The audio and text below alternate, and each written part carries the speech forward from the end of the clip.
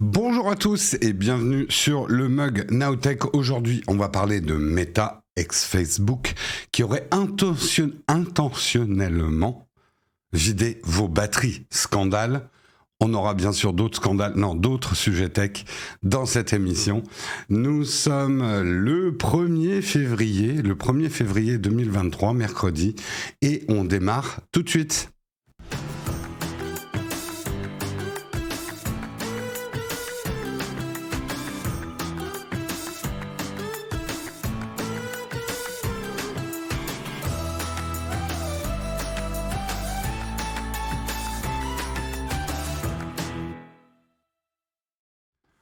Bonjour à tous, j'espère que vous allez bien ce matin, que vous avez la forme, que vous avez bien dormi. On est mercredi, c'est le milieu de la semaine.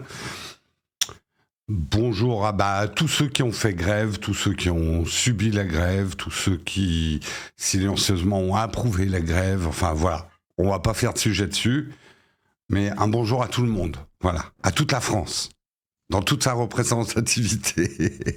Et boum, il lance un débat et ça tourne mal. La France est-elle représentée? Aïe, aïe, aïe, aïe, aïe, aïe, aïe. Juste petite indication, on a des petits problèmes qu'on a constatés hier de micros qui crachouillent. Pas la peine de vous affoler dans les commentaires si vous avez des crachouillis de micro. La modération est là pour monitorer ça, sauf si effectivement ça part complètement en couille. À ce moment-là, il faudra que je trouve une solution. Mais pas la peine de faire trop de commentaires techniques dans le chat, parce que moi après je peux plus vous lire. Si j'ai 3 pages de gens qui me disent ouais, ça crachouille dans ton micro, je peux plus lire des commentaires intéressants. Bonjour la France qui crachouille, tout à fait. Voilà. Merci Locan. Oui, effectivement, il y a une vidéo qui est sortie hier sur les rumeurs Apple pour 2023, enfin les sorties et les rumeurs, un petit peu d'analyse de tout ça, si ça vous intéresse. C'était une vidéo qui allait avec celle du casque VR, donc les deux vont ensemble. Vous pouvez la regarder. Il y a une autre vidéo qui sort ce soir à 19h. Voilà. Je vous en dis pas plus. Voilà. Et ça parle pas d'Apple. Oh, quoi?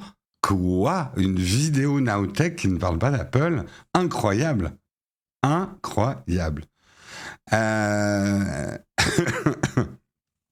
Sur ce, je vous propose peut-être qu'on regarde le sommaire. Oui, en ce moment, on a un rythme de fou, oui. Oui, il faut suivre. Allez, on regarde ensemble le sommaire du jour. On va effectivement parler de cette triste histoire, ce scandale. Meta, Facebook aurait intentionnellement vidé la batterie de certains de ses utilisateurs à des fins de test. Quoi, on me pompe tel un vampire ma précieuse batterie? Qu'est-ce que donc que cette histoire? On parlera également de Fairphone et ses mobiles durables qui battent un nouveau record. En fait, ils ont fait une très très grosse levée de fonds. Je vous en parlerai. On parlera également de Samsung. Samsung qui d'ailleurs fait sa keynote aujourd'hui, son unpack. Ses profits ont nettement chuté au niveau des puces et des smartphones en 2022. On parlera du pourquoi, du comment. On parlera également dans le registre des baisses de la PlayStation VR 2, les précommandes seront décevantes. Sony est obligé de revoir ses objectifs à la baisse. Ce sera un article de Jeux Actu. Je n'ai pas cité les titres de presse pour les articles précédents. Je tâcherai de m'en rappeler quand je ferai les articles. On parlera également du HomePod 2. Ça y est, les premiers tests sortent. Je crois pas que Pépé ait déjà sorti sa vidéo. Tant mieux, c'est qu'il doit être en train de tester. Vous me confirmez, Pépé n'a pas sorti sa vidéo. Mais ça y est, les premiers tests sont en train de sortir. J'ai trouvé que le test de Numérama était plutôt bien fait, très exhaustif. On en parlera un petit peu. Et nous terminerons avec une tartine incongrue. Et si l'iPhone pouvait analyser vos repas en vous écoutant mâcher, les bons bruits de mastication. Je sais que certains sont phobiques de ce genre de bruit, donc désolé pour vous, ça va être difficile. Ça va être difficile. Ouais, Pépé n'a pas encore sorti sa vidéo. Vous verrez, c'est assez intéressant. À pas mal de niveaux, cette petite tartine que nous allons mâchouiller ensemble en fin d'émission. Voilà pour le programme du jour. J'espère qu'il vous va. J'en ai pas d'autres. Et je vous propose qu'on lance tout de suite le Kawa.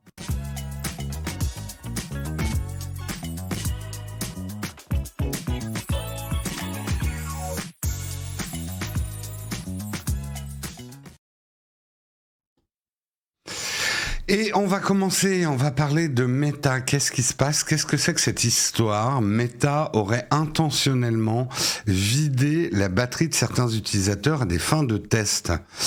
En fait, Meta aurait fait ce qu'on appelle des tests négatifs. Meta mène-t-il vraiment des tests visant à dégrader volontairement les performances de ses applications?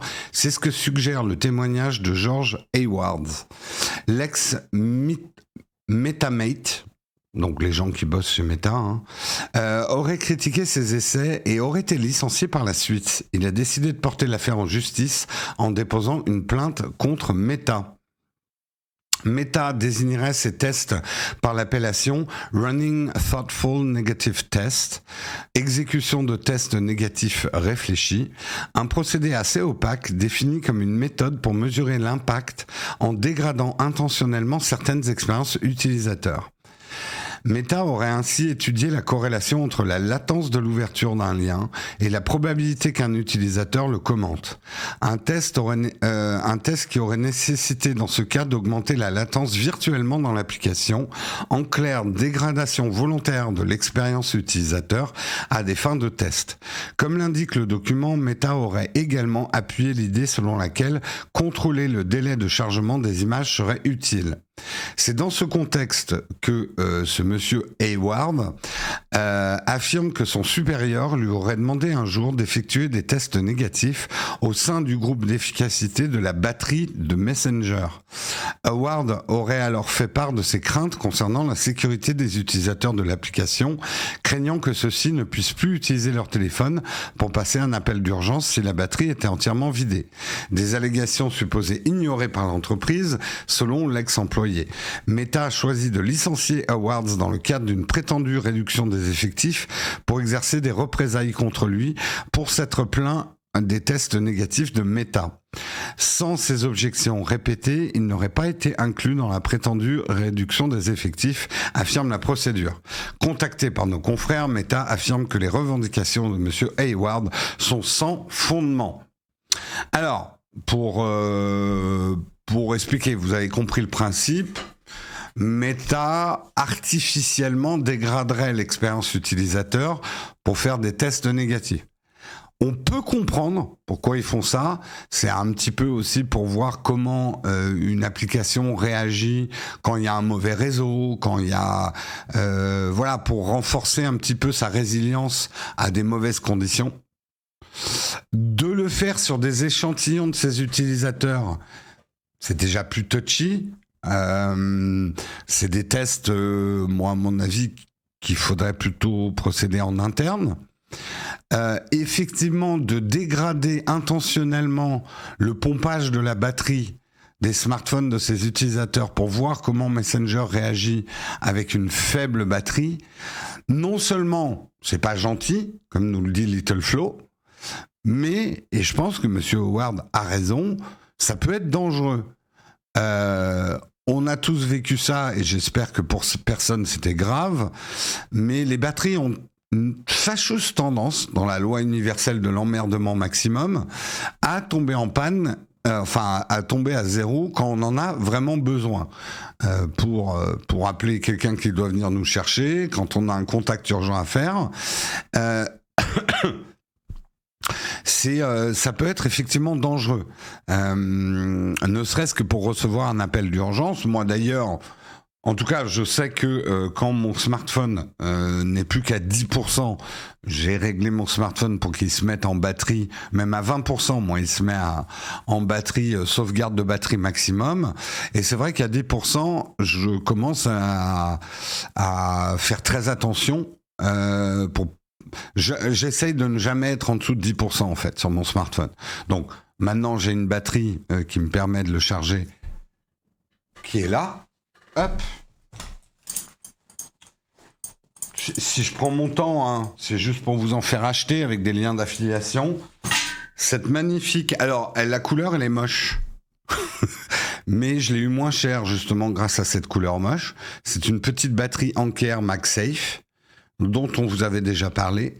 Celle-ci représente l'avantage, je me mets en mode téléachat, celle-ci représente l'avantage immense de pouvoir faire un petit trépied, voilà, pour poser mon smartphone. Voilà, hop, magnétique, voilà. Et je peux regarder les magnifiques vidéos de Now. Putain, ça marche pas ce truc. Ah, c'est trop collé. Hop, voilà. Hop.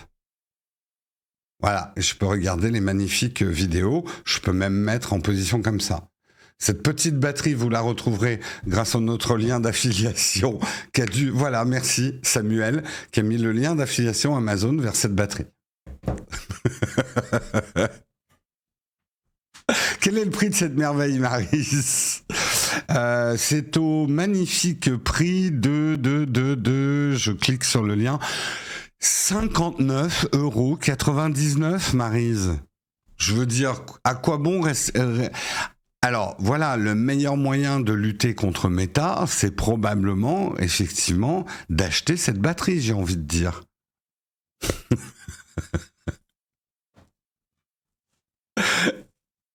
C'est moins cher en noir, on me dit en ce moment. Ce live est sponsorisé par les liens d'affiliation Nowtech. Bref, tout ça pour dire, après ce petit placement d'affiliation impromptu, que effectivement, alors, ce genre d'histoire, faut toujours les prendre avec des légères pincettes. Ma caméra est réglée un peu trop haute. Avec des légères pincettes, parce qu'on peut aussi lire ce type d'histoire en disant Monsieur Howard est peut-être un peu aigri de s'être fait virer, et il monte un petit peu toute une histoire. Donc, laissons la police faire son travail, laissons la justice faire son travail, parce que je pense pas que ça nécessite une intervention de la police. Mais ça m'étonnerait pas. On le sait que, surtout dans les années, on va dire, entre 2010 et 2020, ça se fait moins maintenant parce qu'ils savent que le bad buzz, ça fait mal. Mais toutes ces startups ont mené des expériences sur nous. Nous sommes des cochons d'Inde de la Silicon Valley. Voilà un bon t-shirt. Je ne suis pas un cochon d'Inde de la Silicon Valley. Répétez après moi.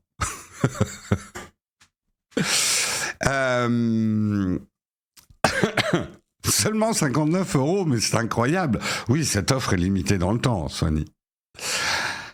Donc voilà, c'est les pratiques un petit peu sales de ces startups. Peut-être pour faire le bien, mais encore une fois, à la fin, justifie-t-elle les moyens? Et sur ce, on dit des canaris. Non, des cochons d'Inde aussi. Je ne suis pas un cochon d'Inde de la... Je ne suis pas une dinde de la Silicon Valley. Tout à fait. Je ne suis pas un cochon aussi de la Silicon Valley. On va passer à l'article suivant. On va parler un petit peu de nos amis de Fairphone. Fairphone dont on avait testé 2 modèles sur la chaîne. Je vous invite à aller voir les vidéos si vous les aviez pas vues. C'était Guillaume qui avait fait des vidéos sur le Fairphone. Eh bien, Fairphone vient de lever pas moins de 49 millions €. Il s'agit là du plus important tour de table de la firme néerlandaise. Et oui, c'est des Hollandais, Fairphone, faisant suite à un prêt de 13 millions € obtenu fin 2018 auprès de la Dutch Good Growth Fund.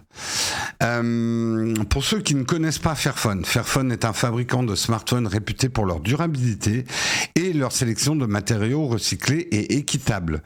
Une proposition de valeur à des milles de ce que peuvent offrir Samsung ou Apple, même si le géant californien assure pour sa part vouloir passer à 0 émission de gaz à effet de serre d'ici 2030.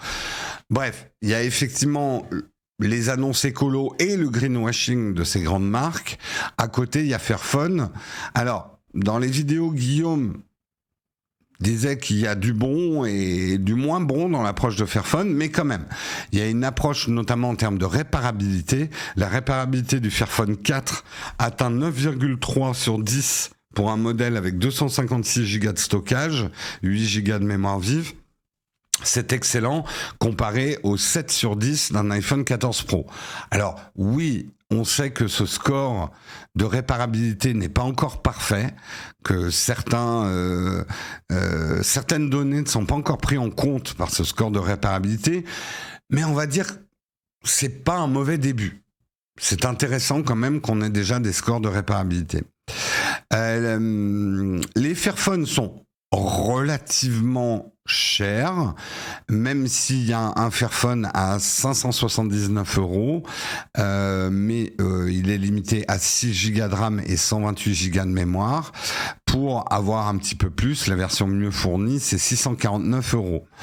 Par contre, effectivement, vous n'avez pas le câble USB-C pour la recharge, ni même le moindre adaptateur secteur dans la boîte. Il faudra les acheter séparément, ou si vous les avez déjà. En fait, quand on dit que c'est un petit peu cher, c'est qu'aujourd'hui encore, si vous voulez être Take Your Time, le meilleur choix reste les smartphones reconditionnés. Offrir une deuxième vie, offrir une troisième vie à un smartphone, c'est plutôt le bon move aujourd'hui, même si c'est pas toujours un move facile, parce qu'on sait que le marché du reconditionnement a une certaine opacité. Il faut bien faire attention. Parfois, les pièces de rechange sont pas des pièces d'origine. Il faut être un petit peu vigilant. On nous demande toujours des conseils. Est-ce que Black Market, c'est mieux qu'Intel? On n'a pas vraiment de réponse parce que le problème, c'est que c'est aussi des plateformes qui hébergent des revendeurs particuliers. On ne sait pas comment le revendeur particulier a modifié le smartphone ou pas. Mais néanmoins, ne serait-ce que le refurb d'Apple offre d'excellents reconditionnements. Le refurb d'Amazon, moi, j'ai tendance à leur faire un petit peu confiance parce qu'ils ont des process de vérification, peut-être à tort. Back Market, je sais que c'est plus ou moins mitigé, ça dépend des expériences. Mais voilà. Néanmoins, même si les Fairphone restent plus chers, il y a des gens pour qui l'achat d'un smartphone neuf, premier usage d'un smartphone reste quelque chose d'important dans leur achat. Il faut savoir que les Fairphone sont garantis pendant 5 ans, ce qui est plutôt pas mal, même si ça pourrait être mieux. Donc voilà. En tout cas, même si on peut avoir des réserves, même s'il faut faire attention au bullshit et au greenwashing, et ça, je l'ai dit dans ma vidéo. Je l'ai dit dans ma vidéo. Ah non, je l'ai dit dans ma vidéo qui sort ce soir. Vous voyez, je sais même plus ce que je dis dans mes vidéos. Je sais très bien que certains d'entre vous, quand on dit qu'un smartphone, on trouve ça dommage que les mises à jour, c'est que 3 ans avec 5 ans de sécurité. Et vous nous dites dans les commentaires, mais personne ne garde son smartphone 5 ans. On en est complètement conscient. D'abord, c'est pas tout à fait vrai. Certains gardent leur smartphone 5 ans, voire plus. Mais nous, on pense en fait au marché du reconditionné. Un smartphone qui dure 10 ans, ça veut dire qu'il aura 3 vies. Il va pouvoir être utilisé 3 fois pour peu qu'on change la batterie, je pense, au bout de 5 ans. C'est ça qui est important. C'est pas, oui, aucun utilisateur ou très peu d'utilisateurs gardent leur smartphone 7 ans. Mais par contre, on sait qu'il y a beaucoup, et le marché devient florissant, il y a beaucoup d'utilisateurs au bout de 3 ans qui cherchent à revendre leur smartphone ou qui le recyclent dans la famille. Vous voyez ce que je veux dire? Vous le filez à quelqu'un de votre famille, de l'entourage, qui a moins besoin d'un truc haut de gamme, et vous en achetez un neuf. Ça, c'est Take Your Time. C'est offrir une deuxième vie, une troisième vie. Et nous, on dit souvent, ça manque d'Android dans le marché du reconditionnement.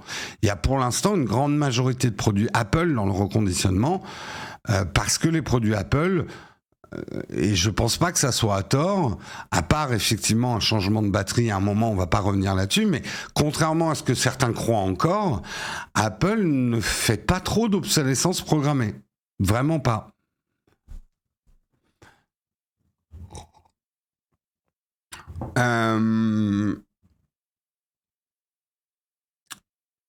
Donc en fait, souvent quand on vous dit c'est important qu'un smartphone dure au-delà de 5 ans, c'est pas en pensant que les gens vont les garder 5 ans, mais plutôt en pensant que les gens puissent les revendre avec un bon Argus et qu'il ait une seconde vie. Et ce qu'on espère même, c'est que les smartphones aient une troisième vie, en fait, avant d'être bons pour la casse.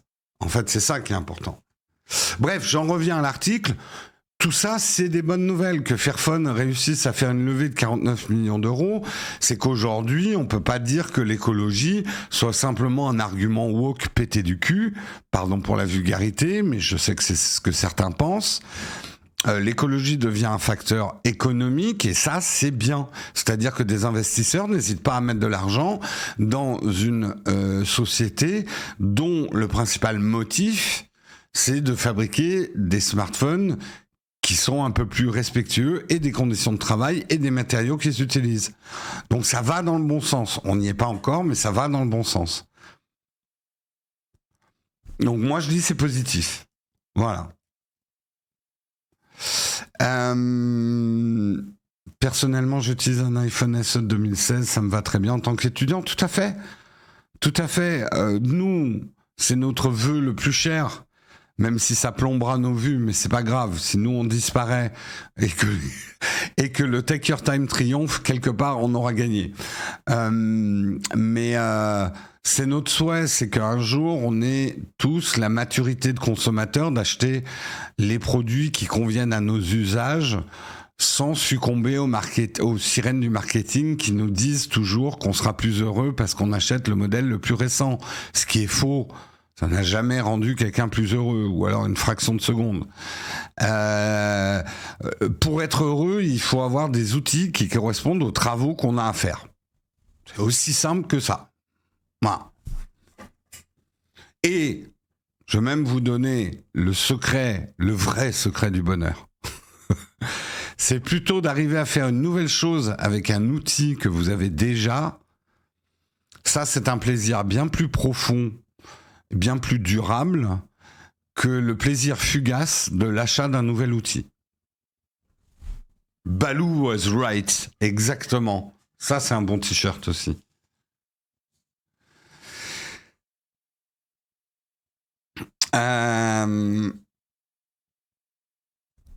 C'est pourtant un problème de Google. Beaucoup de greenwashing. Oui, mais ce terme greenwashing, on se gargarise un petit peu aussi avec, je trouve. Dès qu'on parle d'écologie dans l'industrie, maintenant c'est « Oh, ta gueule avec ton greenwashing ». Non, tout n'est pas greenwashing, il faut savoir trier. Le pessimisme a du bon, mais le négativisme, être négatif, je sais pas si c'est la même chose, mais être négatif tout le temps, ça a pas du bon non plus.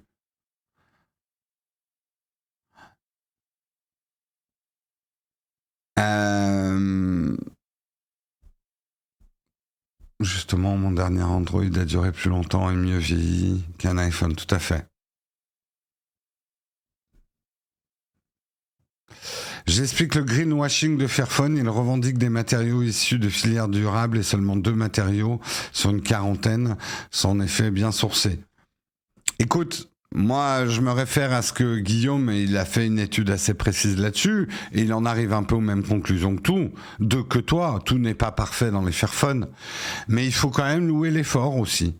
Et ils doivent faire mieux. Mais le coup près de c'est du greenwashing, donc c'est de la merde. En gros, n'achetez pas Fairphone, c'est pas non plus comme ça qu'on va faire avancer le schmilblick. Donc, je sais que tout n'est pas parfait et chaque fois qu'on sort une solution plus durable, plus économie circulaire, il y a toujours une part de bullshit et on s'aperçoit que en fait, pour faire ça, on est obligé d'utiliser des matériaux. Bon, il y a un moment, à moins de tout faire avec de la boue, on va pas être écologique et encore on va nous dire la boue. Enfin, je veux dire, on tâtonne. On tâtonne en écologie, en durabilité. C'est normal qu'il y ait des tâtonnements. Donc c'est bien d'être vigilant au greenwashing. Sortir le greenwashing à tout bout de champ dès qu'on nous parle de durabilité, c'est pas non plus la bonne approche. Parce que ça ouvre quand même la voie et si la durabilité de nos produits, la réparabilité de nos produits devient un argument de vente marketing fort, c'est un pas dans la bonne direction.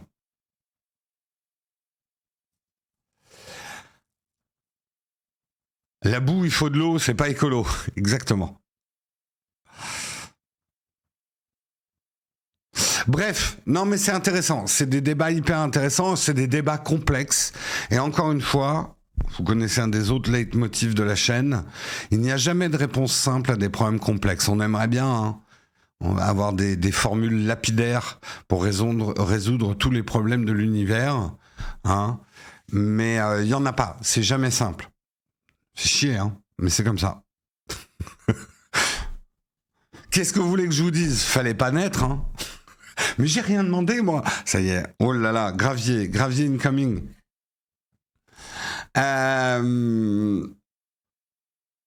On est forcé de faire des compromis. C'est terrible, la vie. C'est absolument terrible. Sur ce, on va passer à l'article suivant. Je précise quand même que l'article d'avant était un article de Presse Citron. Le premier article était un article des numériques. Et nous abordons un article de Big Geek.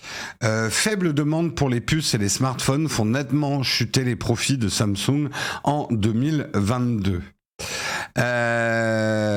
Samsung a annoncé une baisse très nette de ses profits en 2022, principalement à cause d'une faible demande pour ses puces et ses smartphones, qui sont les principaux moteurs de revenus du géant sud-coréen. Le résultat d'exploitation de 35 milliards de dollars pour l'année 2022 en baisse de 6,9 milliards de dollars par rapport à l'année précédente. Demandez à vos comptables ce que c'est qu'un résultat d'exploitation. J'ai la flemme de vous expliquer. L'environnement professionnel s'est détérioré de manière significative durant la quatrième année, durant le quatrième trimestre, à cause d'une faible demande due au ralentissement de l'économie mondiale, explique l'entreprise. Ah oui, putain, la pub que je me paye sur le tâtage de prostate. Super. Merci, ciblage. J'aime bien, j'ai une montre et un tâtage de prostate en pub. Super. Super le ciblage. Faites un geste, ouais, tout à fait. Bref. Au quatrième trimestre 2022, la division des semi-conducteurs de Samsung a réalisé 16,3 milliards de revenus consolidés, mais seulement 219 millions de dollars de résultats d'exploitation. De manière assez similaire, la demande de smartphones est restée assez faible durant ce quatrième trimestre 2022. Les ventes de mobiles les plus abordables de la marque ont baissé et si les flagships ont atteint les prévisions, leurs ventes restent en deçà de celles des trimestres précédents. L'entreprise s'attend à ce que la demande mondiale des smartphones baisse encore davantage en 2023 à cause des conditions macroéconomiques. Mais comme elle prévoit aussi que la demande pour les appareils les plus haut de gamme soit toujours forte, elle veut renforcer la compétitivité de ses produits flagship premium. Samsung organisera donc ce soir, je crois que c'est à 19h, on va normalement pas faire de live parce qu'on n'est pas dispo, mais il y a effectivement l'unpack de Samsung, donc on verra effectivement ce qu'ils annoncent, mais vous aurez au moins l'information que Samsung est un petit peu en crise, en tout cas sur ce quatrième trimestre, au niveau effectivement des abonnements. Ce qu'il y a d'intéressant dans l'analyse, nous qui disons toujours les marques, vous faites chier avec vos smartphones haut de gamme, trop cher, le prix de 2 SMIC, etc. Faites-nous des smartphones pas chers. On s'aperçoit que les smartphones pas chers, il y a deux problèmes. Les smartphones pas chers, déjà les marges sont très très réduites. Donc tu te fais très peu d'argent. Alors tu gagnes des parts de marché, mais tu te fais très peu d'argent en vendant des smartphones pas chers. Et en plus, le fait est, et c'est un fait, que les smartphones pas chers se vendent de moins en moins bien. Et que les smartphones les plus chers se vendent plutôt mieux. Et avantage cerise sur le gâteau, les smartphones les plus chers permettent de faire des meilleures marges. Donc à l'entreprise d'être plus rentable, ensuite plus profitable, donc de pouvoir investir, etc. Donc c'est intéressant comme lecture économique, nous qui voyons parfois les choses sous le prisme du prix, où nous cherchons toujours les prix les plus bas, et qu'on s'indigne de ces constructeurs qui nous sortent des smartphones de plus en plus chers. Bah, on a un peu l'explication économique, quoi.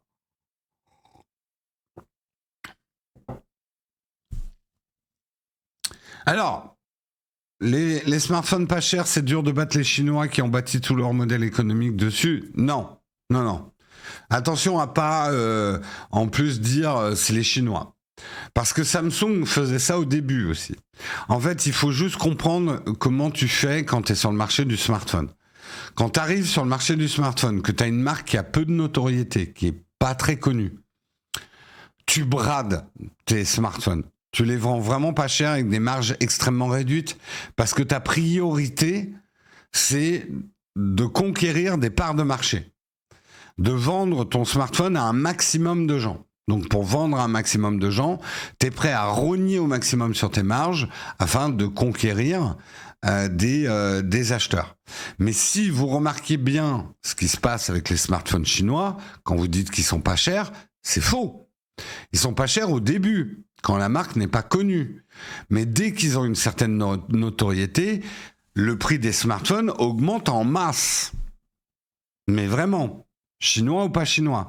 C'est juste plutôt, effectivement, une stratégie de challenger dans un marché. Quand tu arrives et que tu es challenger dans un marché, tu veux te faire connaître. Une des pratiques très connues, c'est de miser sur le volume, vendre à un maximum de gens. Et effectivement, Samsung faisait ça, et Samsung c'est la Corée, c'est pas la Chine, Samsung faisait ça au début, avant de sortir des flagships hyper chers, aussi chers que les iPhones. Voilà. Donc voyez ça plutôt comme des stratégies. C'est des stratégies de marché, pour prendre des parts de marché en fait. Sur ce petit cours d'économie, on souhaite à Samsung une meilleure année. Il prévoit effectivement que 2023 va être un peu difficile. On va voir ce qu'il réserve justement à l'Unpack ce soir. On continue, on va parler de mauvaises ventes aussi, et c'est un article de Jeux Actu. PlayStation VR, les précommandes seraient décevantes. Sony est obligé de revoir ses objectifs à la baisse. Ils ont lancé le casque PSVR 2 au prix de 599 €. Si l'on en croit la dernière enquête de Bloomberg, le constructeur japonais aurait drastiquement revu ses ambitions à la baisse concernant la PlayStation VR 2 suite aux mauvais chiffres liés aux précommandes. Donc les gens qui me disent dans les commentaires de notre vidéo Apple VR, Sony est en train de vendre des casques VR comme des petits pains et toi tu nous dis que le marché est en crise, bouffon, j'exagère un peu mais je résume, on me traite de bouffon. Les gars, moi je me réfère aux faits. Le marché de la VR ne va pas bien. Et non, Sony ne vend pas des wagons de casques VR. Sony avait pour objectif de vendre 2 millions de PSVR 2 à la fin du mois de mars 2022, soit un mois après son lancement. Des objectifs qui ont sans doute été établis suite à des ventes vertigineuses de la PS5, qui elle s'est très bien vendue. Malgré la pénurie des composants et malgré un prix en hausse constante. Le grand public serait désormais plus enclin à se laisser séduire par la réalité virtuelle. Ça, c'est l'état du marché. Sans doute que le marché de la VR s'est démocratisé ces 6 dernières années, mais compte tenu de la conjoncture actuelle, le grand public n'est peut-être pas encore prêt à investir autant d'argent sur la VR. Dans tous les cas, la réalité rattrape les ambitions. Voilà, quand je dis que le marché de la VR va mal, j'ai pas tout à fait tort. Le marché de la VR est un marché compliqué encore pour l'instant. Et les volumes de vente, en fait, il y a une erreur qui est très très souvent faite par vous, par nous, par tout le monde. C'est de confondre son enthousiasme personnel pour quelque chose avec les faits économiques de cette chose. Moi aussi, j'adorais l'iPhone mini. J'aimerais qu'Apple ait réussi un grand coup en vente avec l'iPhone mini parce que je trouve que c'est un super smartphone. Mais non, ils en ont vendu 3% de leur pire vente. C'est les faits, ça. On ne peut pas nier les faits. Et une marque comme Apple ne peut pas conserver une gamme de produits qui se vend aussi mal. Ça leur coûterait plus cher que ce que ça ne leur rapporte. Sony a démenti. Alors, c'est jamais bon pour une entreprise de dire on a des mauvais résultats de prévente. Donc, moi, je vous donne l'article que j'ai lu ce matin. Si Sony dit c'est pas vrai, il va falloir que Sony nous aligne des faits. Est-ce que Sony a donné les chiffres de ses précommandes ?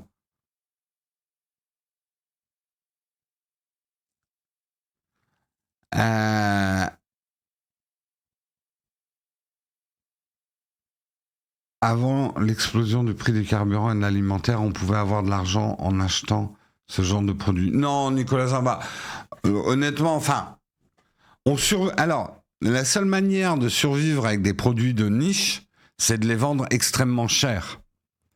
C'est-à-dire, si Apple gardait l'iPhone mini pour répondre à une niche, il devrait le vendre beaucoup plus cher que l'iPhone pas mini. Économiquement, c'est la seule manière viable de maintenir des marchés de niche. Tu peux pas à la fois avoir un produit que tu vas vendre à très peu de gens et en même temps le vendre pas cher. Tu montes pas une entreprise comme ça. C'est de la logique, hein. Alors, c'est de la logique capitalistique d'économie de marché. D'autres économies sont-elles possibles ? On va pas lancer le débat ce matin. Donc, Nicolas, je pense pas que tu aies raison. Ça a toujours été le cas en économie de marché. Tu peux pas à la fois avoir une stratégie de... Plus tu vas dans le produit de niche, plus tu vas dans le luxe en fait, parce que le prix du luxe équivaut à la rareté d'un produit et le faible nombre d'acheteurs de ce produit.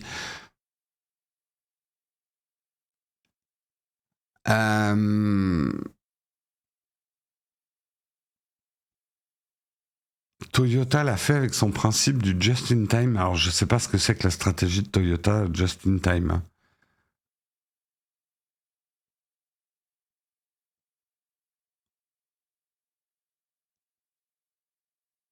Mais bref, pour en revenir au sujet, c'est mal parti quand même pour la VR de Sony. Ils revoient, alors ça ne veut pas dire que c'est un échec et qu'ils vont abandonner, mais ça a l'air mal parti.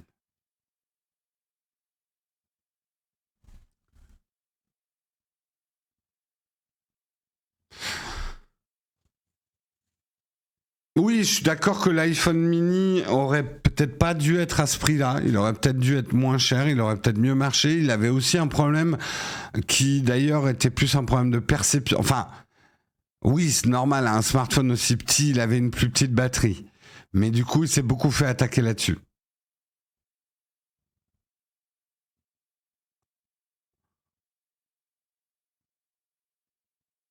J'ai reçu des mails de PlayStation pour m'informer que j'avais la chance de le droit de m'inscrire à la liste d'attente de la précommande pour la PSVR 2. J'ai reçu au moins 3 fois le mail. Ils avaient l'air de forcer un peu. Bah oui, ils voyaient bien que le nombre de précommandes était décevante, quoi.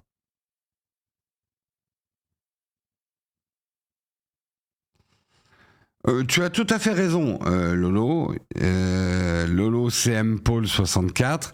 La distinction entre vendre un produit cher et faire de la marge dessus. Néanmoins, une entreprise, désolé de vous le dire, hein, je sais que pour certains ça va être une déception terrible, mais une entreprise doit faire de la marge. Et même j'irai plus loin, et là ça va en froisser complètement certains, mais une entreprise doit faire du profit. Non seulement elle doit être rentable, mais elle doit faire du profit. Sinon elle n'a pas d'argent pour embaucher, pour investir, pour payer ses actionnaires aussi, pour revenir aussi là-dessus, mais c'est important de payer ses actionnaires, parce que c'est eux qui t'ont permis quand même de monter ta boîte à un moment. Oui, ça c'est l'économie. Après que des gens en abusent, qu'il y ait des mauvais patrons, la mauvaise économie, je ne nie pas.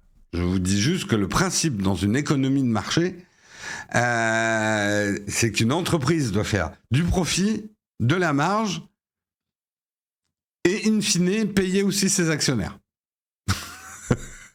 Aïe, aïe, aïe, aïe, aïe, aïe, aïe. C'est terrible, hein. C'est terrible ce que je vous dis là. Hein. Ah, c'est... Aïe, aïe, aïe, aïe. Ah, sinon, tu montes une Asos. Ah, t'as le choix, hein. T'as le choix aussi. T'auras pas d'actionnaire si tu montes une Asos.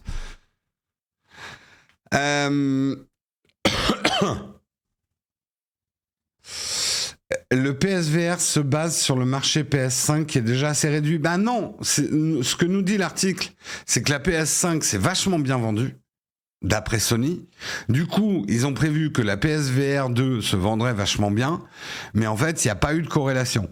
Il y a beaucoup de gens qui ont acheté la PS5, mais sur le nombre d'acheteurs de la PS5, peu de gens ont acheté le casque PSVR 2. Voilà.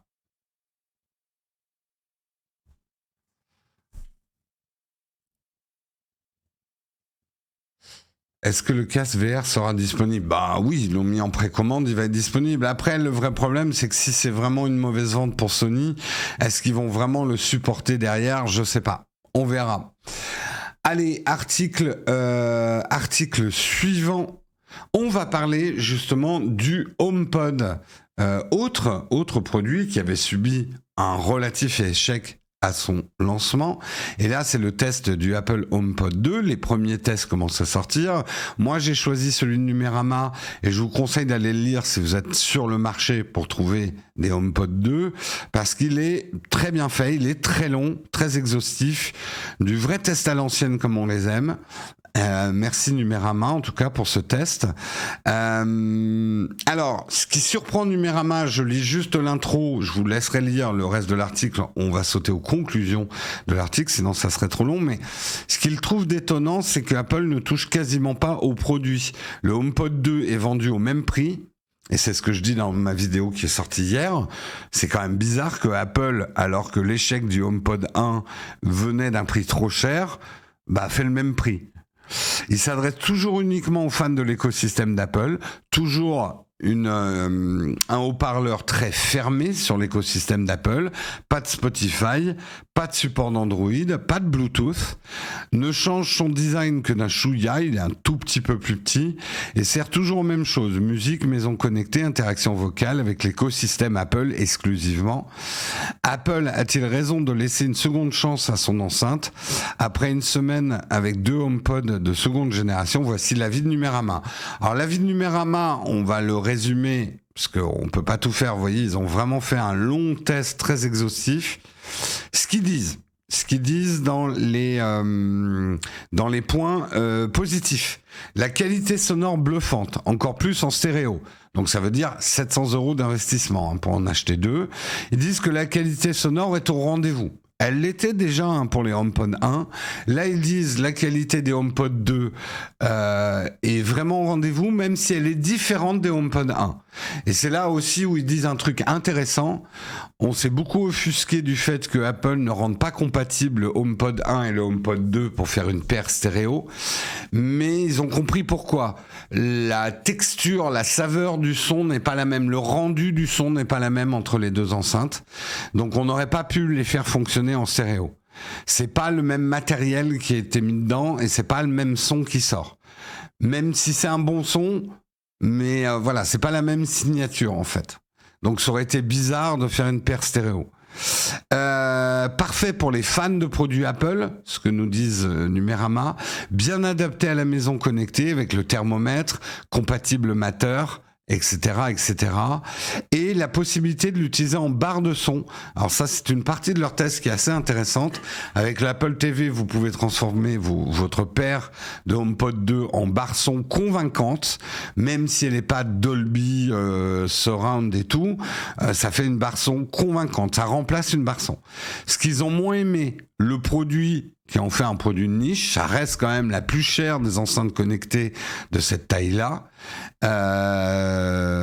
Beaucoup trop de restrictions, c'est fermé à Android, fermé à Spotify, il n'y a pas de Bluetooth dessus, donc ça fonctionne qu'en Wi-Fi. Siri ne sert qu'à la musique et à la domotique, donc pas vraiment d'autres usages. Donc, ils expliquent, et ça je l'ai surligné en dessous, ils expliquent pourquoi ils ont mis une note de 8 sur 10. Parce que ça mérite quelques explications. Ils ont trouvé que la qualité audio Le design et la qualité audio méritaient un 9 sur 10. Voire une note maximale, voire un 10 sur 10. Donc ils ont vraiment été convaincus par les qualités sonores. Pourtant, son positionnement en fait un ovni sur le marché. Comment recommander un produit qui ne se destine qu'à une faible partie des utilisateurs alors que son potentiel pourrait être bien plus élevé? Sur cet aspect, le HomePod 2 mérite un 7 sur 10, voire un 6 sur 10. Voilà comment nous avons pu arriver à une moyenne de 8 sur 10 qui nous semble si peu représentative de cette proposition étrange qui n'aurait probablement jamais dû revenir avec aussi peu de changements. Donc, c'est un 8 sur 10, mais avec une énorme pincette. Numérama dit « What the fuck Apple? Pourquoi vous nous faites ça ?» Mais le son est excellent. Mais comme quoi, il n'y a pas que le son qui est important dans une enceinte. Si vous avez le meilleur son du monde, mais que c'est pas compatible avec Spotify ou avec votre Android, bah, c'est un peu con quand même. Il se trompe, on peut l'utiliser avec Android. Alors, je suis certain qu'il y a des moyens de l'utiliser avec Android, mais je suis certain également sur Newt, pour avoir quand même des HomePod à la maison, que tu peux pas l'utiliser pleinement dans tous ses usages. Il n'y a pas de Bluetooth dessus en plus.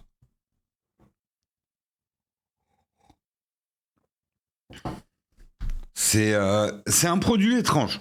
Moi qui m'attire. Alors moi j'ai les HomePod génération 1. Je vous l'ai déjà dit, en fait je les utilise plus trop parce que je me suis acheté un système. Enfin on a acheté avec Marion un système hi-fi stéréo auquel on a ajouté des satellites pour le rendre compatible Dolby. Et on en est très content. Alors c'est de la vraie enceinte, enfin de la vraie enceinte.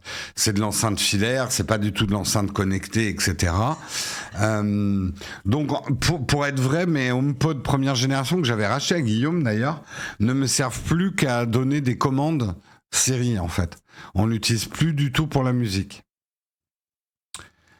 On pourrait s'en passer. En plus, les chats, je peux même pas les revendre. Les chats ont niqué, en tout cas une des deux.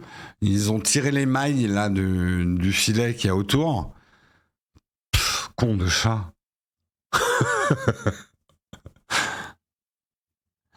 Bref, pas un achat inintéressant si vous êtes à 100% dans l'écosystème Apple, mais c'est tout.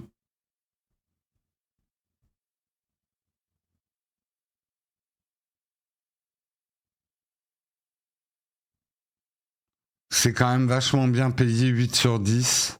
Bah, ça dépend de ton point de vue, parce que ça reste d'excellentes enceintes si t'es dans l'écosystème Apple. Donc, Tim n'a pas de chat. Revendre pour les chats, hors de question. Ils sont trop mignons. Ils sont trop mignons. Malgré toutes les conneries qu'ils font, ils sont trop mignons. Mais c'est comme ça qu'ils s'en sortent. Hein. C'est comme ça que le chat a survécu. Hein. Depuis la nuit des temps, depuis la nuit des temps, les chats font des conneries et ils pètent tout. Mais on leur pardonne parce qu'ils ont des bonnes bouilles. Voilà.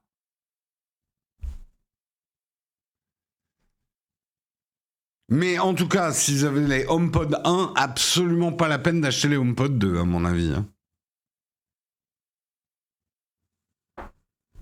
Grattoir de luxe pour chat, tu m'étonnes, c'est exactement ce que j'ai dit.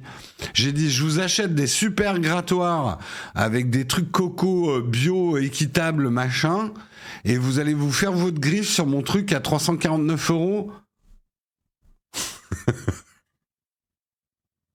C'est terrible quand même.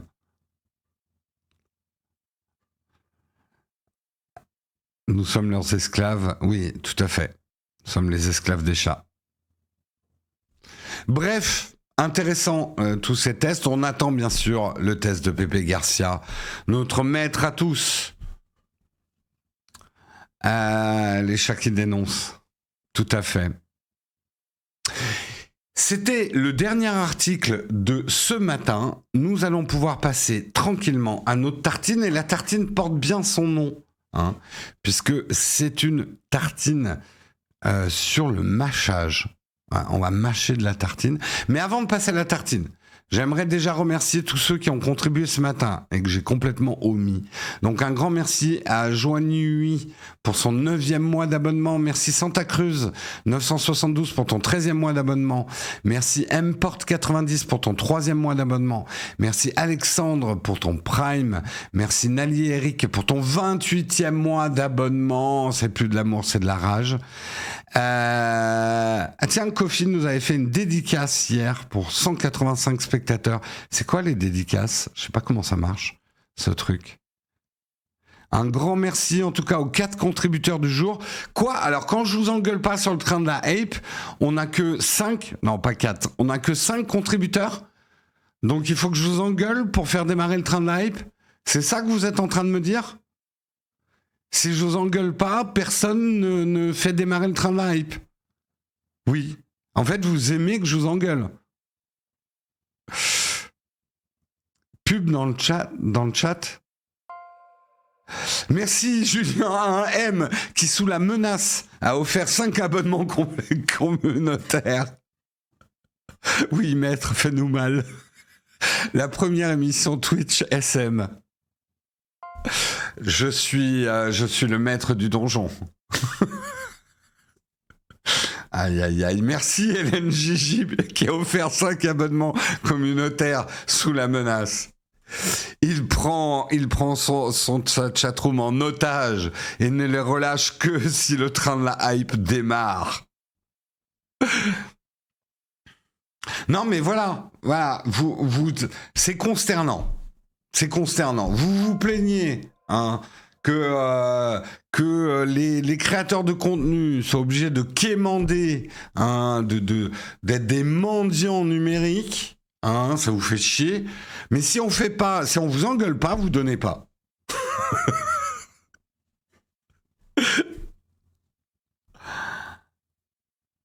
Il y a la team Flonflon ici en pré-shot de live. Yes, le team Flonflon, vous démarrez bientôt là. Merci Tonneau de vin pour ton prime. Moi je dis on démarre pas la tartine tant que le train de la hype n'a pas démarré. Finalement on va en arriver à ça.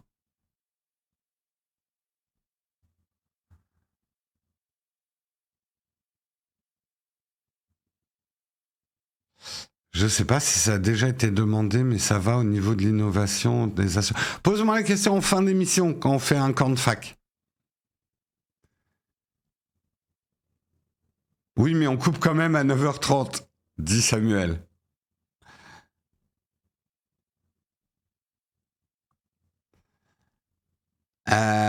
Faut faire la grève.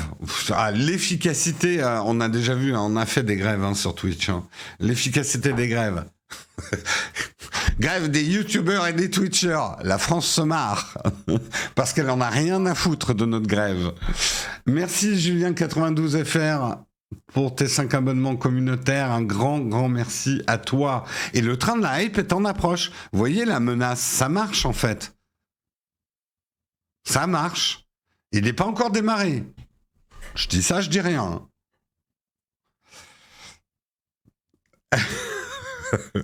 C'est horrible ce que je fais. C'est tout ce que je condamne en plus. Mais voilà, j'ai la menace. En plus, je suis en train de devenir un mème là-dessus. Et donc maintenant, si je vous menace pas, vous n'allez pas contribuer. C'est terrible. Et après, je vais avoir un bad buzz. Ah ouais, bravo, ces Twitchers qui menacent leur communauté afin d'avoir des subs. Merci Chris pour tes 5 abonnements communautaires. Un grand merci à toi. Ça marche en tout cas. Non, enlever le t-shirt est une absolument mauvaise idée là, ça ferait retomber. Le braquage en direct, exactement. Jérôme menace sa communauté, c'est honteux. Aïe, aïe, aïe. Surtout pour un stream de gauche.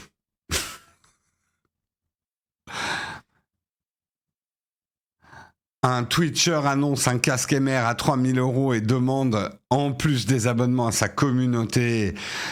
Non. Un vrai bon titre, c'est un streamer français s'achète le dernier iPhone en braquant l'argent, en quémandant l'argent à sa communauté.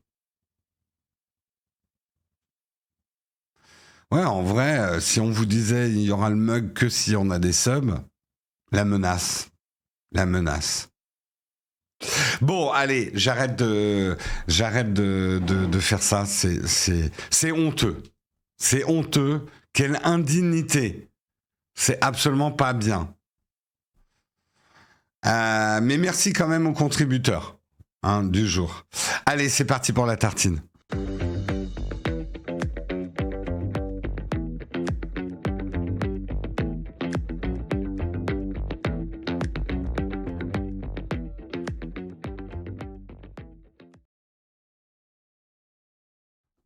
Alors, la tartine n'a jamais aussi bien porté son nom, puisqu'on va parler d'un article de Mac Forever qui nous dit la chose suivante.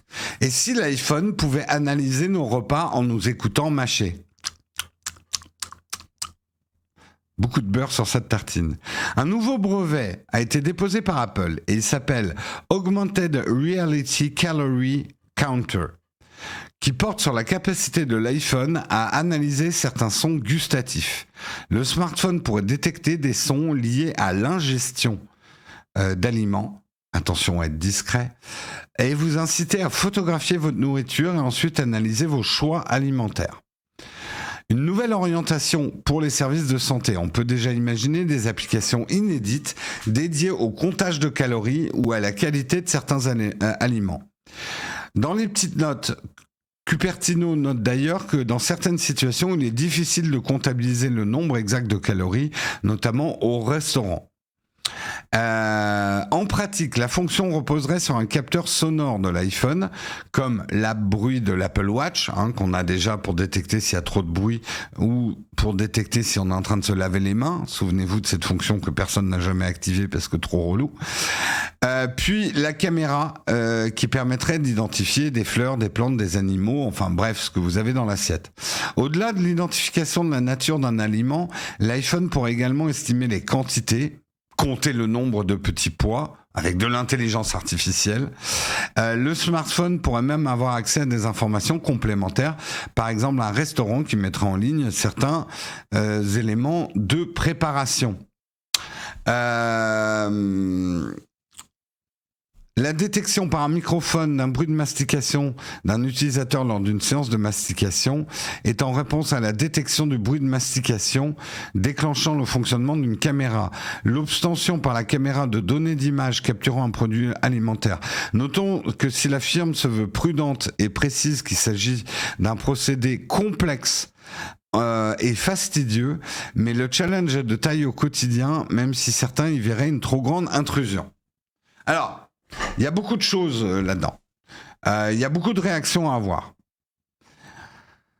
La première, c'est effectivement, aïe aïe aïe, on vit dans une saucisse, dans quel monde on vit, même nos smartphones vont espionner ce qu'on est en train de manger, privation de liberté, liberté de manger ce que je veux quand je veux, imaginez que ces fichiers-là tombent dans les mains de la sécurité sociale ou des assureurs, je ne pourrais plus manger une entrecôte frite avec des chamallows dessus parce que j'en ai envie, privation de liberté.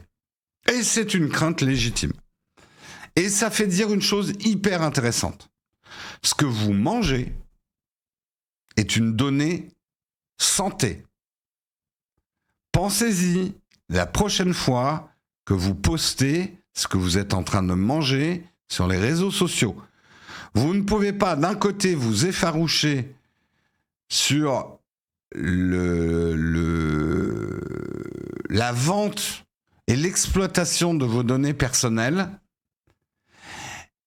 et ne pas être conscient. Alors ça ne veut pas dire qu'il ne faut pas que vous partagiez des photos de bouffe, mais quand vous partagez une photo de bouffe et que vous dites je vais me régaler, vous êtes en train de donner à tout le monde, tous ceux qui vont vous regarder, une donnée santé qui devrait être confidentielle. Et je vous demande de vous mettre dans la peau d'un petit influenceur comme moi aujourd'hui.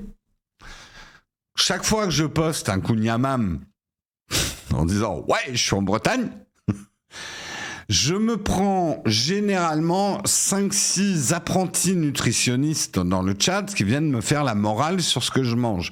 Donc moi, j'en suis conscient. Ça va pas m'empêcher de poster les rares kunyamam que je m'accorde de temps en temps, parce que oui, c'est un produit dangereux.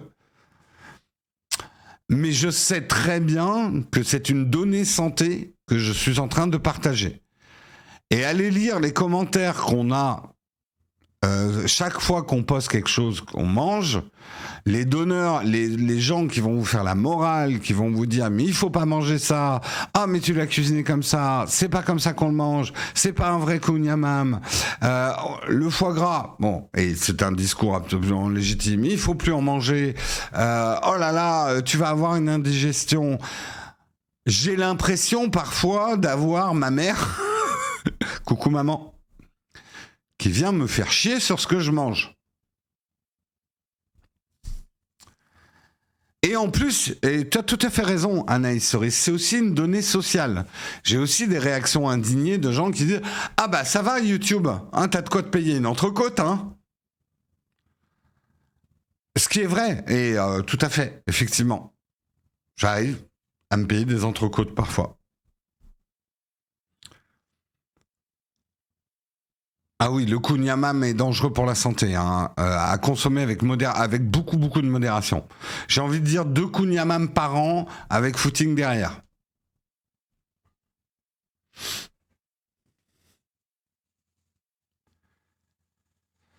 Ce que je veux dire, bon après c'est un débat plus important que la nourriture. On est scruté. Vous pouvez pas imaginer à quel point aujourd'hui je suis obligé de sous-peser tout ce que je dis.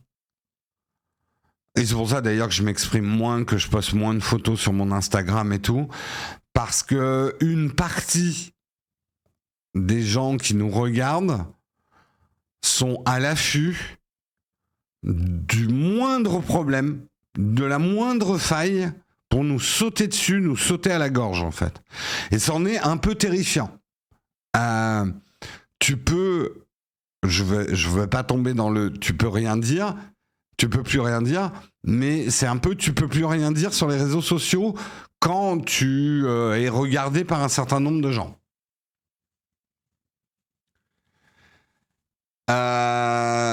Et c'est vrai que les donneurs de leçons, les moralistes, les correcteurs orthographiques, les économistes en herbe, les nutritionnistes en herbe, etc., il faut être patient, il faut accepter, c'est le jeu, mais il y a des jours, ça saoule. Voilà, je peux pas vous le dire autrement.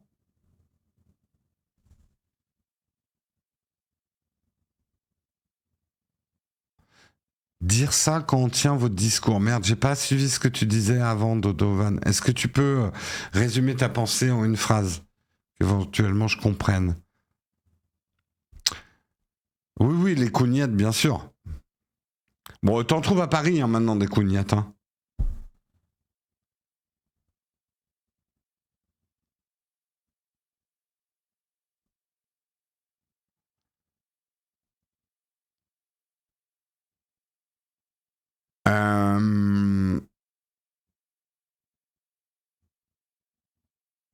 J'ai vu ton post Twitter hier avec disclaimer entre parenthèses. Hein? Ah, pardon. Pourquoi c'est si dangereux le kunyamam, c'est très très sucré. Hein. Et le sucre... Bon, revenons quand même à l'article. Donc, on pourrait se dire, on peut plus rien manger. On peut plus rien dire, on peut plus rien manger si nos smartphones nous surveillent. Après, on pourrait dire, oh là là, ça va être de la folie pour les régimes maintenant. Si mon smartphone me flique au niveau du régime, c'est quand même... le gras est moins dangereux que le sucre, hein, les gars. Commencez à penser comme ça. Enfin, moi, c'est ma connaissance de la nutrition moderne. Le sucre est plus dangereux que le gras.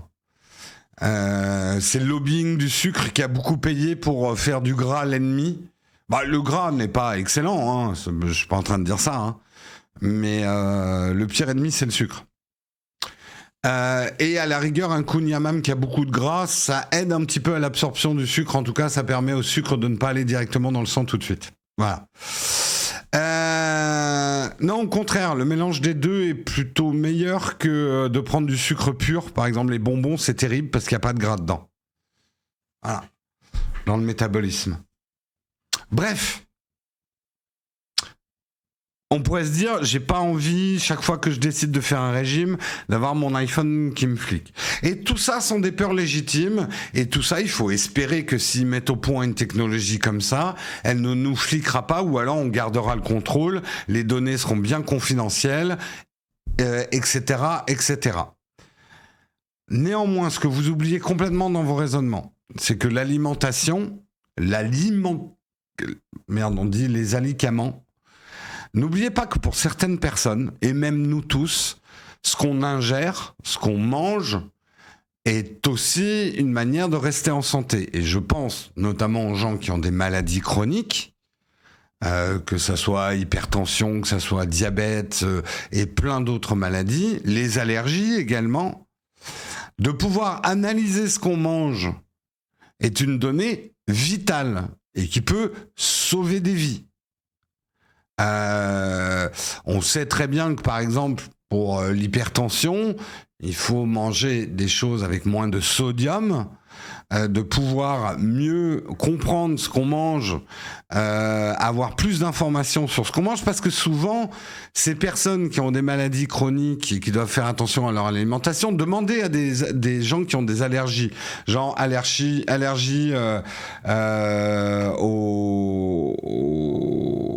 aux cacahuètes ou ce genre de trucs, c'est des allergies chiantes. Et le problème, c'est que tu peux pas manger n'importe où parce qu'on n'a jamais d'informations alimentaires, quoi. Et ça peut être l'enfer, hein, certaines allergies pour ça, parce que le manque d'informations, tu peux plus manger au resto. Si tu vas manger chez quelqu'un, faut être absolument sûr. Et il y a, moi j'avais lu déjà des histoires des gens. En plus, il y a des gens qui prennent pas les allergies au sérieux. Tu leur dis, je suis allergique à tel truc, je viens manger, mais fais gaffe, je suis allergique. Et le mec dit, ouais, ça va, il y a un petit peu de cacahuètes j'ai juste mis un peu d'huile de cacahuètes dans la salade. Et boum, le mec il part à l'hosto, quoi.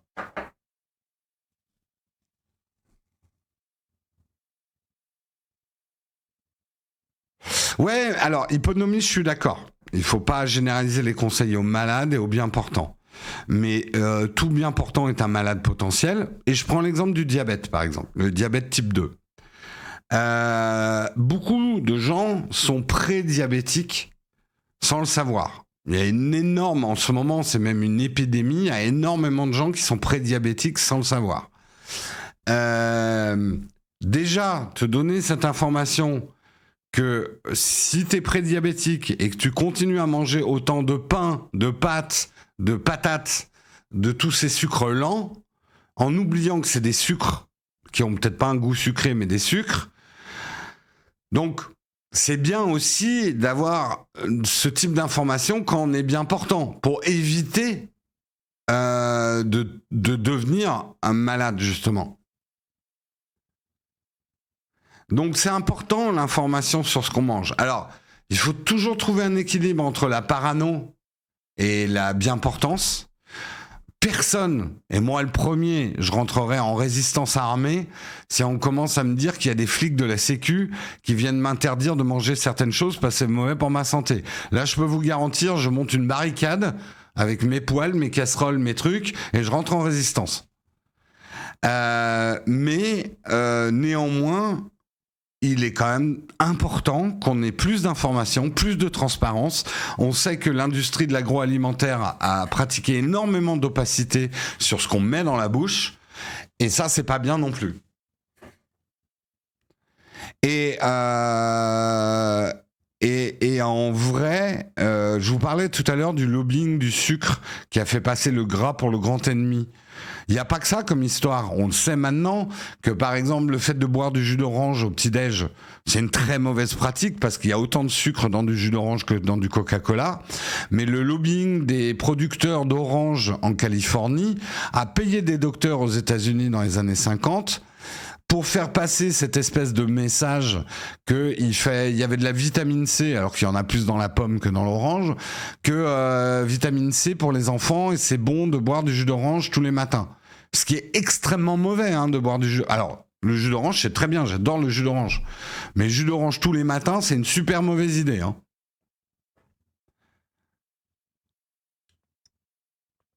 Voilà. Kellogg's, les céréales. Et c'est bon, j'adore les céréales. Mais alors les céréales au petit-déj, là aussi, la bombe de sucre, même quand ils sont sans sucre. Parce que c'est des céréales, c'est des sucres lents. Le lobbying du lait aussi.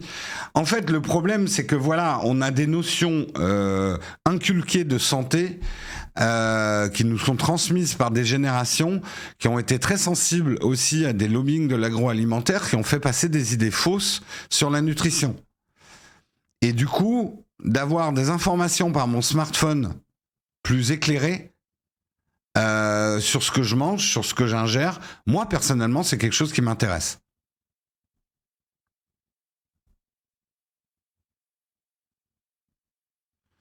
Que faut-il manger ? Moins de sucre. Clairement, moins de sucre. Et de tous les sucres. Sucre lent, sucre rapide... on mange beaucoup trop de sucre. Et par exemple, la pratique du petit-déj, telle qu'on la connaît, où on mange énormément de sucre le matin alors que notre corps est déjà naturellement gorgé de sucre, est une mauvaise pratique. Et sinon, d'une manière générale, la nutrition, c'est pas si compliqué. Faut manger de tout, faire attention aux quantités et varier. Enfin, moi, en tout cas, c'est ma notion de la nutrition. Manger de tout, raisonnablement. Essayer de cuisiner. On mange moins quand on cuisine. Ça, c'est prouvé. Et manger de tout. Essayer d'être un maximum varié. Voilà, je suis pas nutritionniste, je me permettrai pas de vous donner des conseils de nutrition, mais on est et je suis quelqu'un qui adore manger, j'adore la bouffe. Et justement, de varier, explorer des cuisines, d'autres cuisines.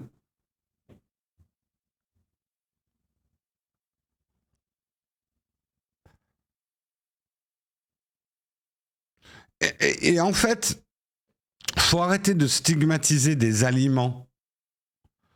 Faut stigmatiser des comportements. Tout aliment est mauvais si vous le mangez trop et trop souvent.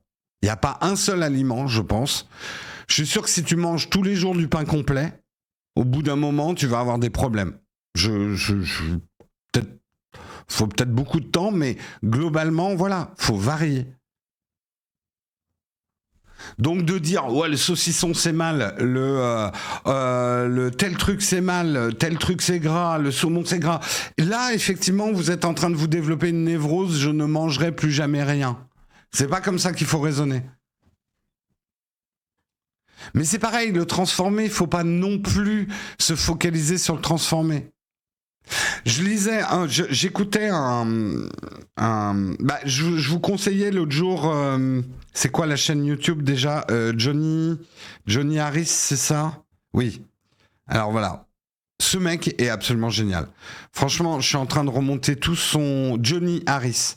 Je vous le montre. C'est ce YouTuber. Là, en fait, c'est pas un seul YouTuber, c'est la Newsroom. Ils sont toute une équipe et ils font des reportages qui sont absolument géniaux. Et je vous conseille d'aller voir The Secret Ingredient Doritos. Il vous explique pourquoi les Doritos, il aime tellement ça. Et en fait, à partir de là, il va vous expliquer tout le truc sur le glutamate. Et le glutamate, je suis sûr que la plupart d'entre vous, vous dites le glutamate c'est mauvais et dans la bouffe chinoise c'est bourré de glutamate et ça provoque des problèmes, etc. Il va vous expliquer dans cette vidéo qu'il y a eu aussi un lobbying anti-glutamate, assez raciste en plus, contre la nourriture chinoise et qui nous a fait passer, et moi aussi, hein, c'est une idée que j'avais, hein, que la bouffe chinoise, fallait faire attention parce que c'était bourré de glutamate. Voilà. Renseignez-vous sur des choses. Il y a beaucoup de lobbying dans l'agroalimentaire. Il y a beaucoup de conneries. Il y a beaucoup de gens qui ont intérêt à stigmatiser telle ou telle nourriture. Et pour votre santé mentale, allez découvrir Johnny Harris. Je vous avais conseillé effectivement The Microchip War Has Begun, cette vidéo-là, là au milieu, qui est hyper intéressante pour comprendre le vrai problème entre la Chine et les États-Unis et le reste du monde en ce moment. Vraiment, ils font un boulot incroyable. Je leur fais une pub en ce moment de ouf. Parce que ça, c'est du bon YouTube. Ça, c'est du YouTube qui arrive à faire des millions de vues avec un contenu intelligent. Et tant que ce YouTube-là existera, je garderai la foi dans YouTube. Voilà. Une vidéo aussi passionnante qu'il avait faite, c'est pourquoi les Américains ne savent pas faire du pain. Voilà, celle-ci. Ouais, comment, c'était quoi le titre? Non, alors comment les États-Unis ont ruined the bread, ont démoli le pain en fait. Ça, c'est une super vidéo hyper intéressante. Et c'est pas un brûlot à charge contre les États-Unis, mais justement, il explique bien les trucs de l'agroalimentaire.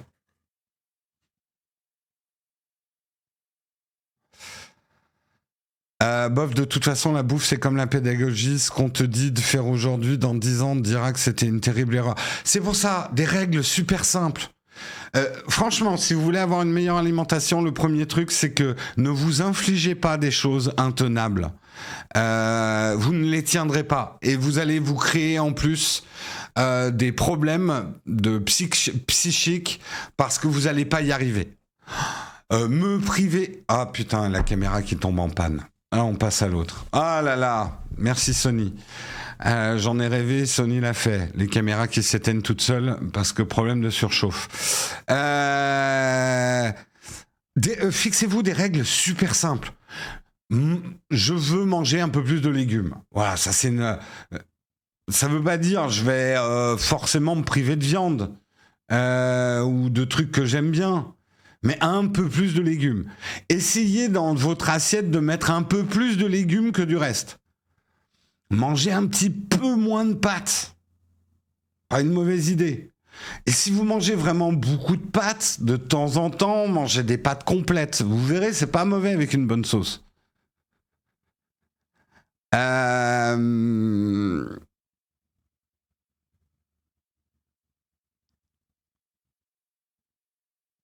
Voilà, donc des règles super simples. Et un truc, je le dis pour le petit-déj. Parce que moi, je commence à l'expérimenter. On vous a bassiné que le petit-déj était le repas le plus important du matin. De la journée.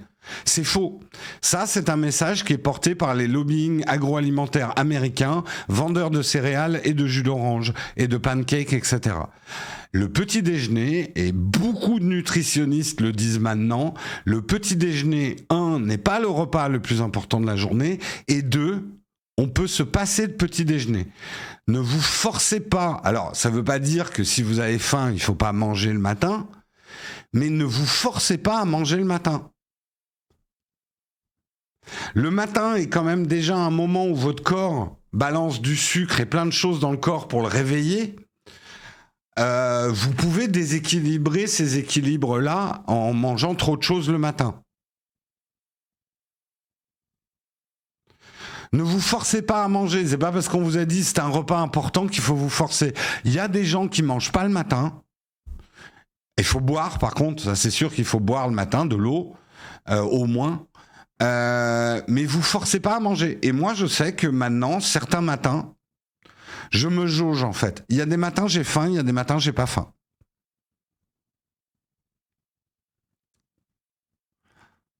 En fait, je dis pas qu'il faut écouter son corps à 100% parce que ça c'est des conneries aussi. Votre corps parfois il donne des indications complètement fausses. Hein. Votre corps a vachement envie de chocolat. Non, mais en vrai le corps n'est pas n'est pas un outil 100% fiable d'indication, mais quand même, notamment sur la satiété, est-ce que j'ai faim? Ne vous forcez pas à terminer votre assiette. Ça aussi, c'est des trucs qui nous viennent d'une autre époque. Bien sûr, il ne faut pas gâcher la nourriture, mais vous pouvez très bien mettre vos restes au frigo et c'est très bon les restes. Ne vous forcez pas à terminer vos assiettes.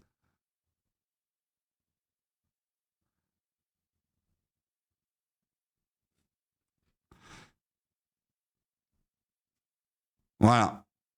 Le petit-déj français est très mauvais, c'est clair. Du pain, qui est déjà du sucre, de la confiote, du jus d'orange, et encore, c'est pas très français le jus d'orange. Le café, ça va si tu le sucres pas. Le café à petite dose, mais le café a des bonnes vertus aussi.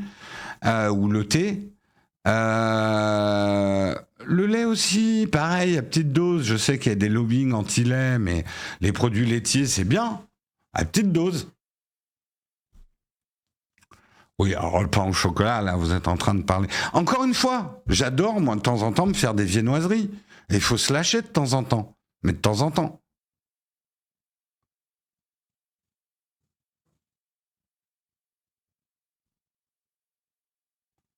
Les vitamines, le truc des vitamines C notamment, essayez de ne pas oublier ça. C'est un truc de lobbying. C'est pas une vérité. Hein. On sait très bien aujourd'hui que la vitamine C, on en trouve dans plein de trucs. Une pomme est bien plus vitaminée en vitamine C qu'une orange, par exemple. Et que la vitamine C, quand vous arrivez à un palier, vous pouvez pas en mettre plus. Hein. Bah, les produits laitiers, si ça te fait mal au bide, eh ben n'en mange pas.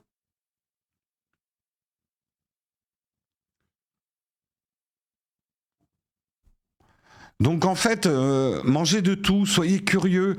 Moi, par exemple, je vais vous donner un exemple.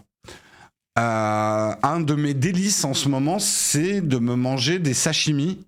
Donc, pas des sushis, parce qu'il y a du riz dans le sushi et le riz, c'est bourré de sucre, mais de me manger des sashimi au petit-déj. C'est hyper bon. J'adore ça.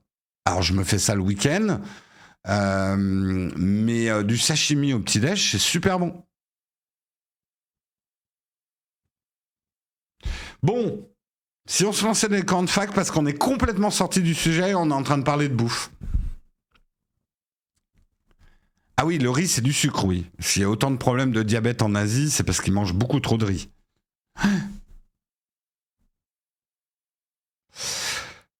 Non, alors, généralement, si je mange du sashimi le matin, c'est parce que je suis allé chercher du jap la veille, en fait. Oui, ça se conserve une nuit au frigo. Allez, on va passer au camp de fac, puisqu'on a décidé de parler de bouffe aujourd'hui. C'est très bien. Pourquoi pas?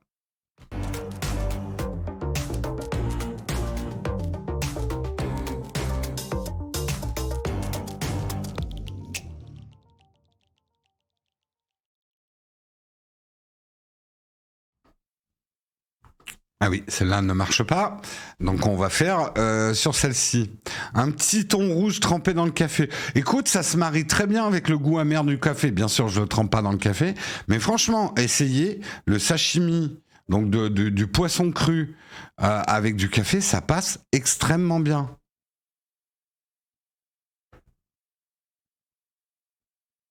Ouais, les cornflakes. Mais attendez, je vous ai dit, les céréales le matin, c'est pas bon.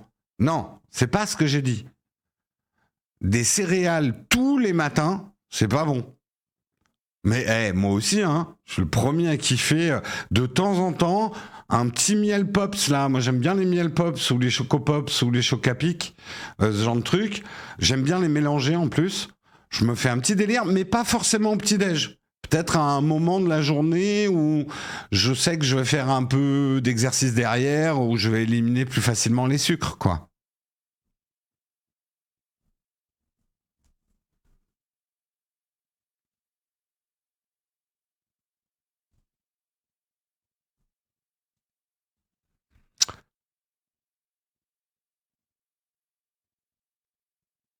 Ah, et Lansar, je te conseille quand même de te renseigner sur le riz. Hein.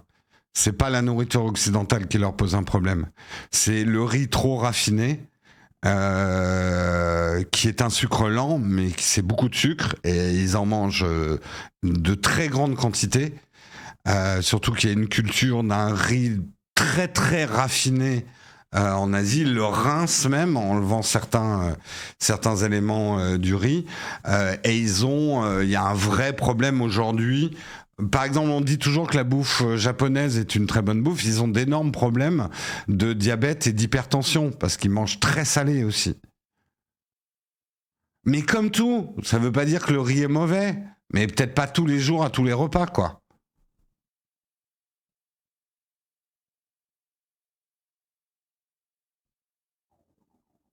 Faut varier et varier vos petits-déj. Non, alors laver son riz, là aussi, il y a des vidéos hyper intéressantes. Laver son riz, c'est vraiment une question de culture. Et il y a une très bonne vidéo là-dessus. Qui explique qu'en Asie, on lave son riz parce que ça dépend comment il est conditionné, mais il pouvait y avoir des saletés sur le riz. Donc c'est culturel en fait. Mais par exemple, tu peux pas faire du risotto si tu laves ton riz. Parce que donc dans d'autres cultures, on ne lave pas le riz. Ça dépend vraiment de ce que tu veux faire et de ta culture.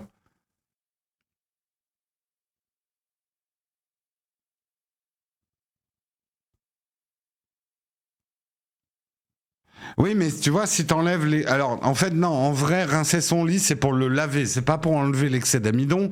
Parce que l'excès d'amidon, par exemple, t'en as besoin si tu veux faire du riz gluant.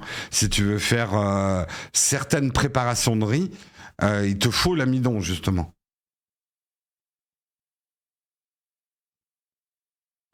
Non, non, vous confondez tout. Si vous enlevez l'amidon, le riz n'est plus gluant. C'est l'amidon, c'est comme les pâtes. Pourquoi on utilise l'eau des pâtes quand on sait faire des vraies pâtes pourquoi on utilise l'eau des pâtes pour faire cuire sa sauce, même pour préparer les sauces? C'est parce que c'est l'amidon qui est contenu dans cette eau.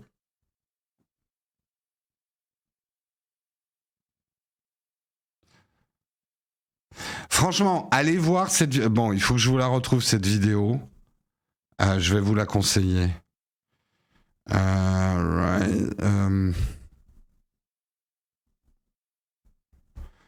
Est-ce que je vais la trouver? Ah bah voilà, je l'ai trouvée, c'est même la première. Et vous allez voir, c'est hyper intéressant parce qu'il en parle avec des ingénieurs agronomes qui vous expliquent que le riz moderne, on réinjecte des produits dedans qui sont positifs. Enfin, c'est hyper intéressant. Alors, c'est la vidéo, c'est celle-ci. Alors, c'est Adam, je vous la montre.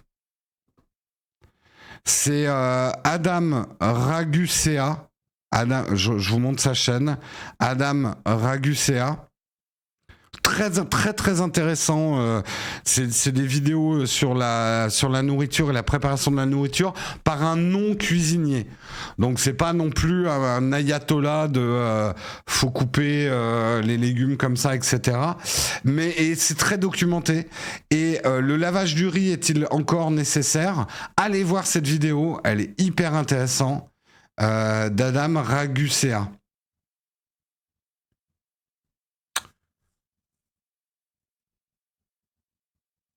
Et vous verrez qu'il y a beaucoup de nos habitudes, il y a beaucoup de trucs... Merde, c'est pas la bonne caméra.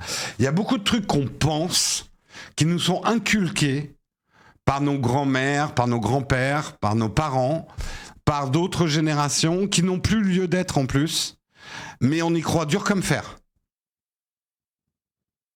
Oui, maintenant, les contenus en anglais, honnêtement, vous avez des sous-titres maintenant sur YouTube. Alors... On va peut-être passer juste un petit moment, les 5 dernières minutes, s'il y en a qui avaient des questions tech, parce que là, on est parti sur la bouffe à fond.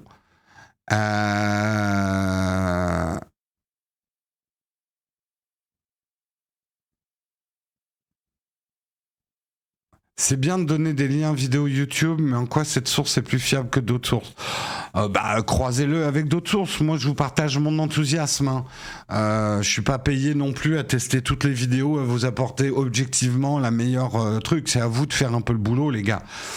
Moi, je vous parle de vidéos que j'ai adorées et que je trouve très bien documentées. Et souvent, c'est des vidéos qui font la part des choses, qui n'apportent pas un discours monolithique et unique.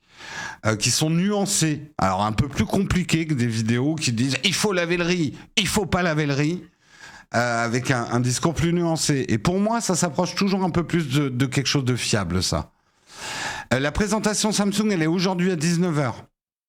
Les 5 dernières minutes sont déjà passées. Ouais, non, je me suis laissé avoir. Ouais.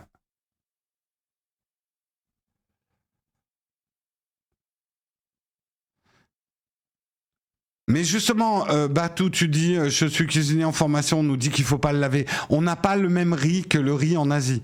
Va voir cette vidéo, justement, elle va t'expliquer plein de trucs. T'as une ingénieure agronome qui explique les différents riz, les différents traitements du riz. C'est hyper intéressant. Allez voir cette vidéo, Kusan.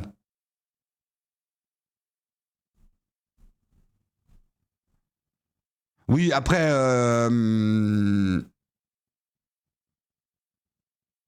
oui, il y a une différence. Non, mais t'as raison sur les sushis. En fait, je me suis trompé. C'est la différence entre des riz collants et des riz gluants. Cette vidéo aussi, pour ceux qui n'étaient pas là, voilà. Le lavage du riz est-il encore nécessaire par Adam Ragusa. La vidéo est en anglais, mais elle est hyper intéressante.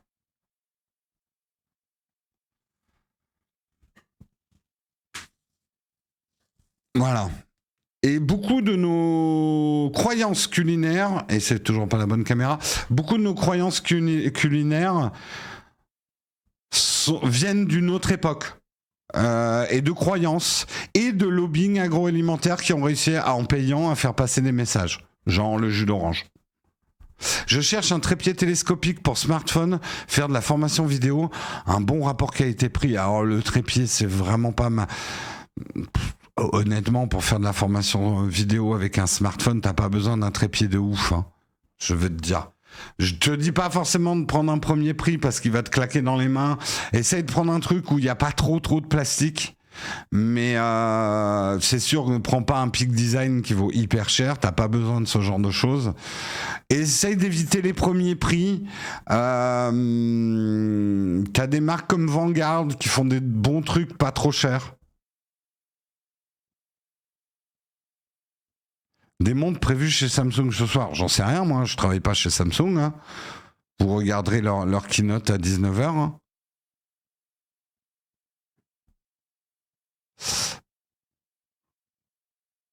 Pourquoi Apple ne fait pas de MacBook SE pour les gens qui n'ont pas forcément de l'argent?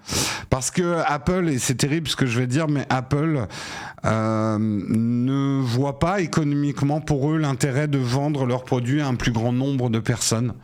Ils préfèrent se concentrer sur un marché de gens qui ont de l'argent.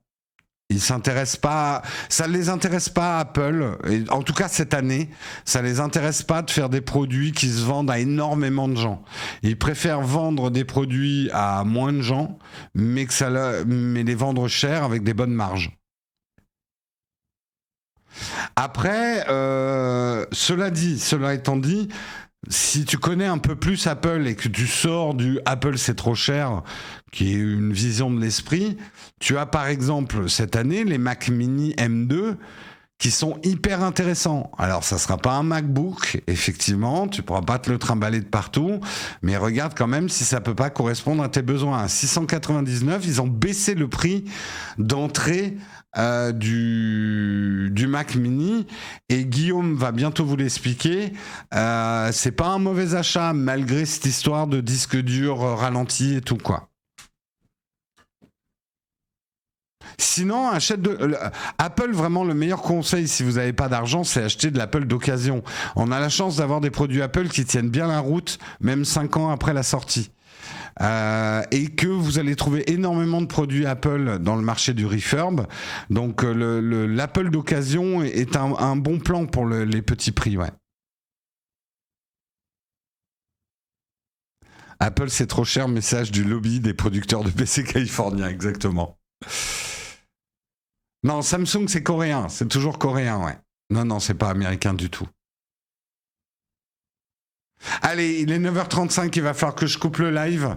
Désolé, hein, on est parti complètement dans les graviers avec la bouffe, mais je trouve ça intéressant et je vois que vous aussi vous êtes concernés.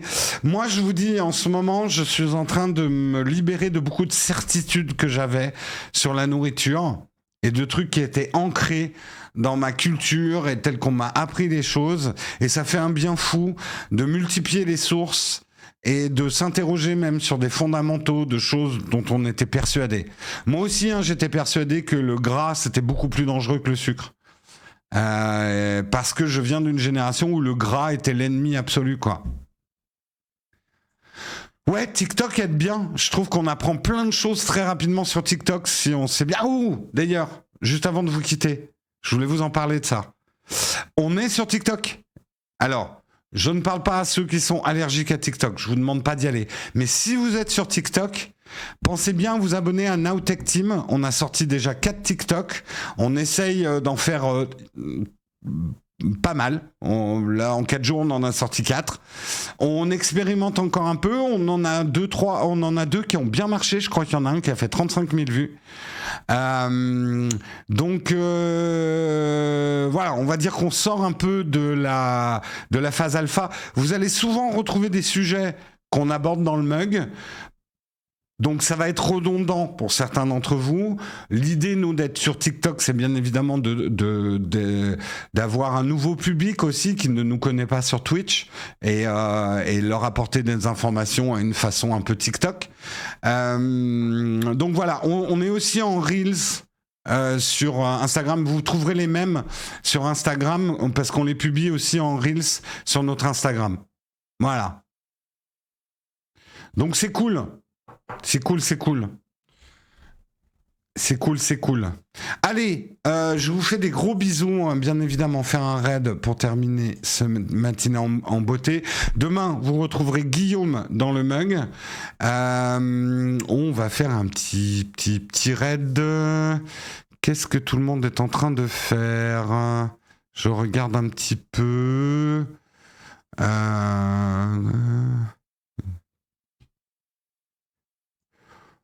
Tiens, bah, on va faire un petit raid chez Ninon. Ninon, elle est en train de jouer à God of War. Un petit peu de jeu le matin. Les shorts sur YouTube, ils vont arriver, mais ça va être autre chose. On va pas faire le même type de contenu dans les shorts. Les shorts sur notre chaîne YouTube, ça sera plus des tutos, en fait. Ouh, ça fait du bien de s'étirer. Je vous souhaite une excellente matinée à tous. Je lance le raid et le générique de fin.